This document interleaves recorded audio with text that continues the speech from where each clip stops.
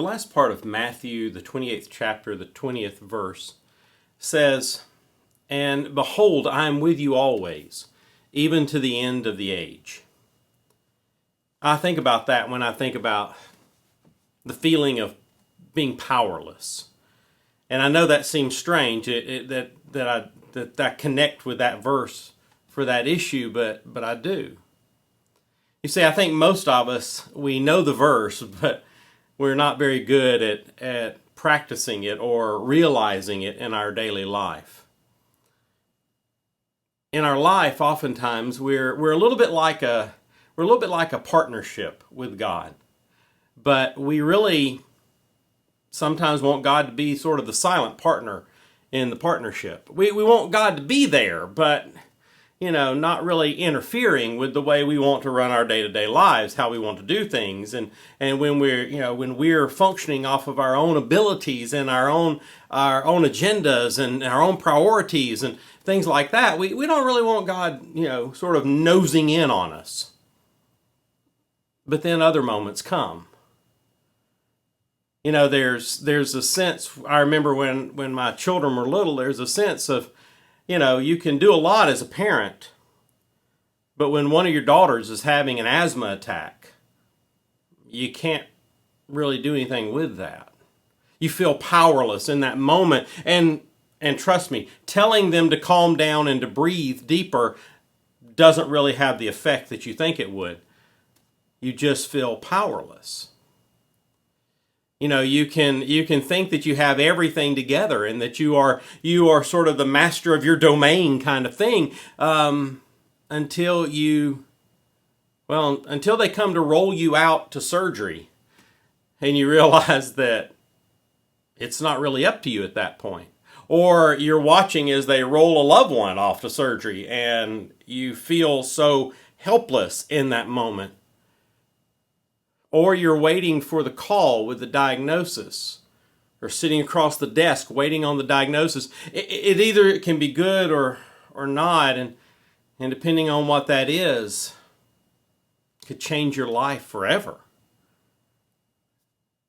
In those moments, you feel utterly powerless. Like when a pandemic comes through.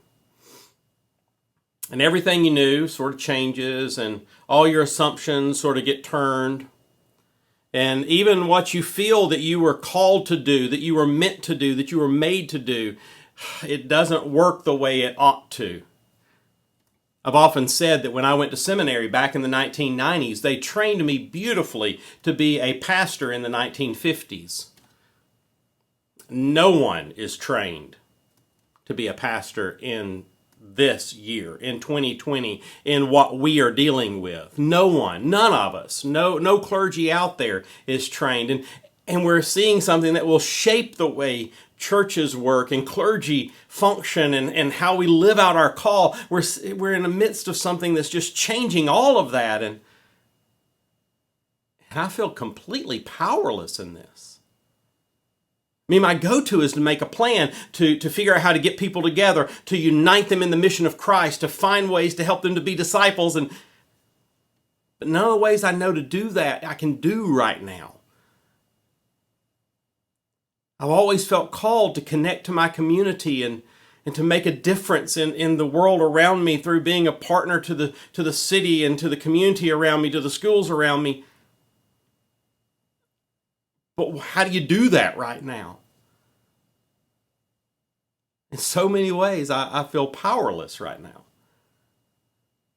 And doing all I can do to not get the virus myself and to keep my family safe from it, is it enough?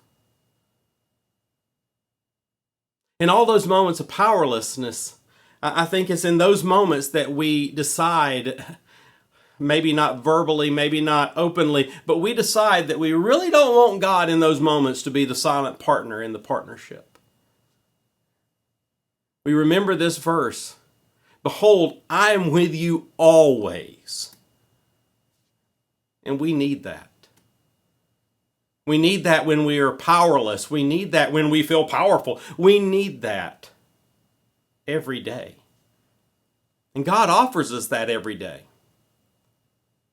Maybe you're a lot better at this than I am, of remembering that constantly, consistently, and just rejoicing in it, and calling on that partnership, and relying on that partnership.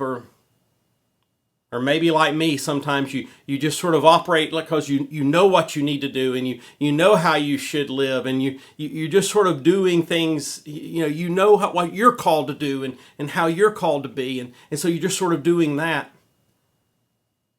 And you turn to God in those critical moments. But God promises us He is with us always.